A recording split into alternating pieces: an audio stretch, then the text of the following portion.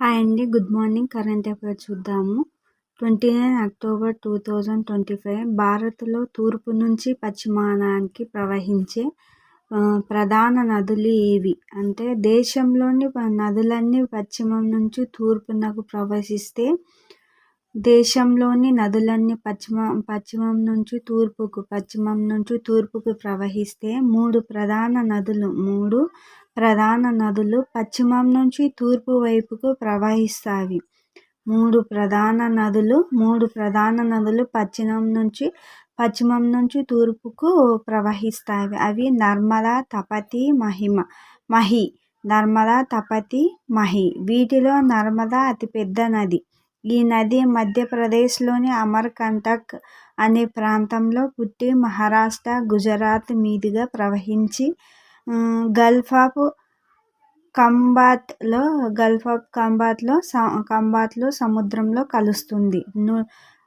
1312 కిలోమీటర్ల మేర ఈ నది ప్రవహిస్తుంది. మూడు ప్రధాన నదులు పశ్చిమం నుంచి తూర్పు వైపుకు. అవి ఏవంటే నర్మదా, తపతి, మహి. ఇందులో అతిపెద్ద నది ఏది అంటే అతిపెద్దది నర్మదా. మధ్యప్రదేశ్లోని అమర్కంటక్. ఇది ఇలా కూడా గుర్తుపెట్టుకోవచ్చండి, ఎగ్జామ్లో రావచ్చు. ఇలా కూడా గుర్తుపెట్టుకోవచ్చండి. మూడు తమన్నాకు బాగలేక ఈ మధ్య గుమ్మం మీద పడుకుంది. గుమ్మం మీద పడుకుంది. తా అంటే తపతి, మా అంటే మహి, నా అంటే నర్మదా. మూడు ప్రధాన నదులు.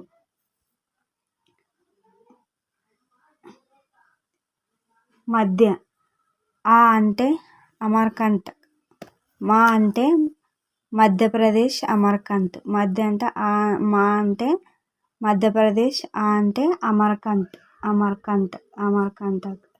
అమర్కంటక్. గు అంటే గుజరాత్, మా అంటే మహారాష్ట్ర. మనం ఇది ఒక్కటి మనం గుర్తుపెట్టుకుంటే అంటే ఇది మొత్తం కవర్ చేసుకోవచ్చు అండి. చూసేవాళ్ళు ఒక లైక్, షేర్ చేయండి. నెక్స్ట్, త్వరలో నేవీలోకి ఇక్ష్వాకు.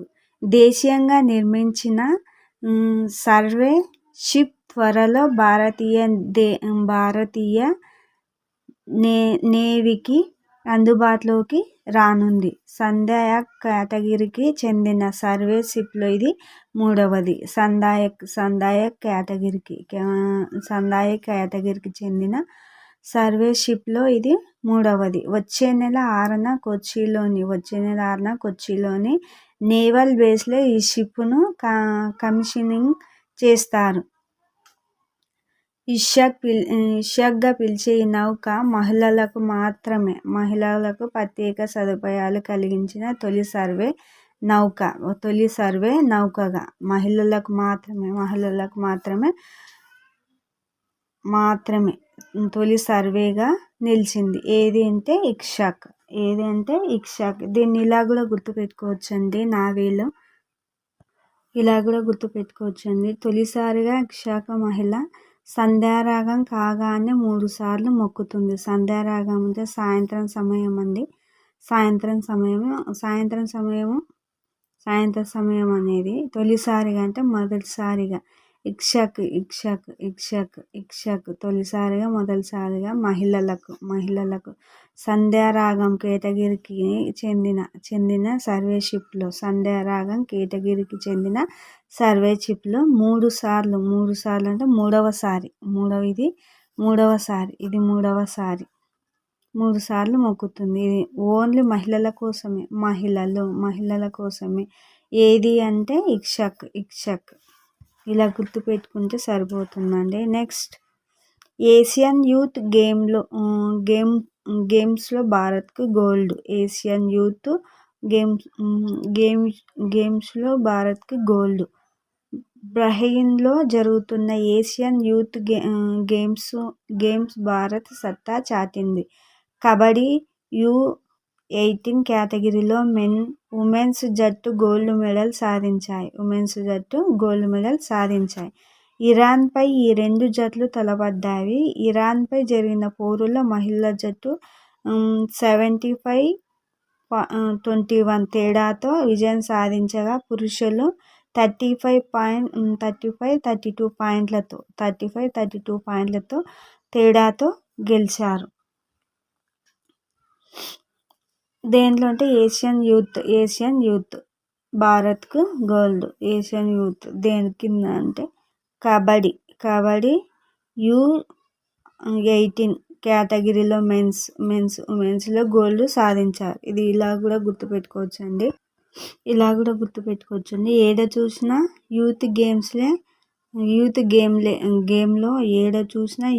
గేమ్లో భారత్ ఆడుతాడు. భారత్ అంటే భరత్. ఏడ అంటే ఏసియన్.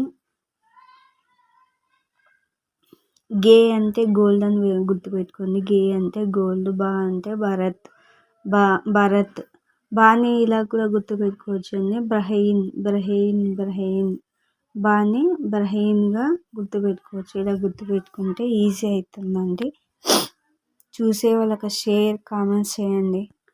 యూరోపియన్ క్లబ్ కప్లో భారత్కి gold. European chess club cup 2025లో భారత్కు స్వర్ణం దక్కింది. యూరోపియన్ చెస్ క్లబ్ కప్ 2025లో భారత్కు స్వర్ణం దక్కింది. గ్రాండ్ మాస్టర్లు అయిన గుకేష్, దివ్యా దేశ్ముఖ్ ఈ ఈవెంట్లో రాణించారు. వీళ్ళిద్దరూ తమ జట్లకు సారథ్యం వహించి విజేతలుగా నిలిచారు. గోవాలో చెస్ ప్రపంచ కప్ సమీపిస్తున్న నేపథ్యంలో ఈ విజయానికి ప్రాధాన్యం ఏర్పడింది. గోవాలో చెస్ ప్రపంచ కప్ సమీపిస్తున్న నేపథ్యంలో కాంపిటేటివ్ టీమ్ చెస్ను ప్రోత్సహించేదే యూరోపియన్ క్లబ్ కప్.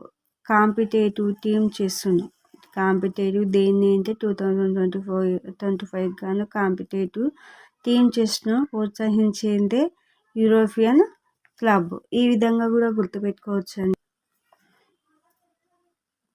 ఊరికే కాఫీ కప్ గోల్డ్ దొరుకుతుంది. యూరికే కాఫీ కప్ ఇలా కూడా అంటాం కదా. ఊరికే ఒక కాఫీ కప్ గోల్డ్ దొరుకుతుంది అని. యు అంటే యూరోపియన్ కాఫీ. అంటే క్లబ్. కప్ గోల్డ్ దొరుకుతుంది. గోల్డ్ దొరుకుతుంది. గు అంటే గుకేష్. ది అంటే Divya Deshmukh. European club. Competitive team chess. అంటే కాంపిటేటివ్ టీమ్ చెస్. ఈ విధంగా కూడా గుర్తుపెట్టుకోవచ్చండి. నెక్స్ట్ కోయల్ శక్తిని లాంచ్ చేసిన కేంద్రం. బొగ్గు ఉత్పత్తి, సరఫరా మొదలైన అంశాలలో పారదర్శకత, సమర్థత పెంచేందుకు కేంద్రం బొగ్గు మంత్రిత్వ శాఖ కోయల్ శక్తి అనే ఫీచర్ లాంచ్ చేసింది. బొగ్గు సరఫరాల ఉత్పత్తి మొదలైన కార్యకలాపాలపై రియల్ టైంలో పర్యవేక్షించేలా కేంద్రం ఈ ఫీచర్ తీసుకొచ్చింది. ఎవరు తీసుకొచ్చారంటే కేంద్ర బొగ్గు మంత్రిత్వ శాఖ వారు తీసుకొచ్చిండ్రు. ఇలా కూడా అనుకోవచ్చండి. కోయల్ అంటే అంటే కాను గుర్తుపెట్టుకుంటే కాకి అనుకున్నాం అనుకోండి. కాకి నల్లగా ఉంటుంది కదండి. ఆ నల్లగా ఉండేది ఏది ఉంటుంది మనకు? బొగ్గే కదండి. ఈ బొగ్గు ఉత్పత్తిలో బొగ్గు నల్లగా ఉంటుంది. కోయల్ కాకి బొగ్గు ఇలా గుర్తుపెట్టుకుంటే. నెక్స్ట్ సౌదీ అరేబియాలో ప్రవాసీ పరిచయం. సౌదీ అరేబియా రాజధాని రియాద్లో భారత రాయబార కార్యాలయం ప్రవాసీ పరిచయ్ పేరుతో సాంస్కృతిక వేడుకలను నిర్వహిస్తుంది. నవంబర్ 3 వరకు సాగే ఈ ఈవెంట్ను 2023 నుంచి ఏటా నిర్వహిస్తూ వస్తుంది. ఈ వేడుకల్లో అక్కడ నివసించే భారతీయులకు పాల్గొంటారు. సౌదీ అరేబియాలో రాజధాని అయిన రియాద్లో భారతీయ రాయబార కార్యాలయం ప్రవాసీ పరిచయ్ పేరుతో సాంస్కృతిక వేడుకలు నిర్వహిస్తుంది. థ్యాంక్ యూ అండి. లైక్, షేర్, కామెంట్స్ చేయండి.